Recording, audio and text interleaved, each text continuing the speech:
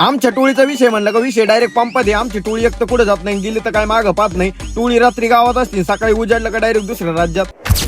तर जय श्रीराम भावांनो, मी विके ब्लॉगरांचं स्वागत आहे तुमचं सगळ्यांचं आपल्या एका नवीन ब्लॉग मध्ये. रात्री मुकादम अचानक आला, म्हणलं उज्जैनला जायचंय. मुकादम तर गाडी घेऊन आलता, म्हणलं चला विषय पंपात करून टाकू. डायरेक्ट डिझेलची टाकी फुल केली, टाक्या फुल बत्त्या गुल. डायरेक्ट अमृतुल्य लिहून थांबलो. अमृतुल्यचं नाव एकांत होतं. आता आमच्या जिंदगीत नुसतं एकांत आहे सगळ्यांच्या, पण काय आता जे आहे ते बरं आहे. आता टोळी रात्री अचानक निघली होती म्हणलं काही विषय नाही का. आता टोळीतले कार्यकर्ते दिवसभर दमून आलते, त्याच्यामुळे टोळीतले कार्यकर्ते असे बेदाम मागं झोपले होते, का नादच करायचा नाही. आणि टोळीतले कार्यकर्ते बेदाम झोपले होते, कॅमेरा चालला ना उठले ना कार्यकर्ते असे बेदाम झोपलेत.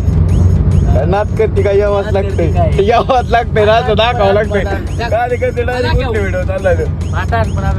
हा थोडी फाटात पण अभिमान वाटत, टेन्शन घेऊ नका, आपण डायरेक्ट रूम घेऊ. नाच करते काय यावंच लागते ना, असं दाखवावंच लागतंय. गाडीत वाकडे तिकडे झोपून टोळीची बार कुंडी झाली होती, त्याच्यामुळे उज्जैन मध्ये आल्या पहिल्यांदा रूम घेतला. कार्यकर्ते जाऊन झोपले होते, घडीभर झोपले, परत उठले झाले चालू. नाच करते काय यावंच लागतंय, असं दाखवावं लागतंय. डावरे दोन कोलगेट आमची टोळी कुठं नाशकेपणा करते. तुम्हाला इथं फक्त झाकी आहे, खरा पिक्चर अजून बाकी आहे. आता आमची टोळी बाहेर निघली म्हणलं, तुम्हाला माहिती टोळी डायरेक्ट विषय पंपात करीत असती.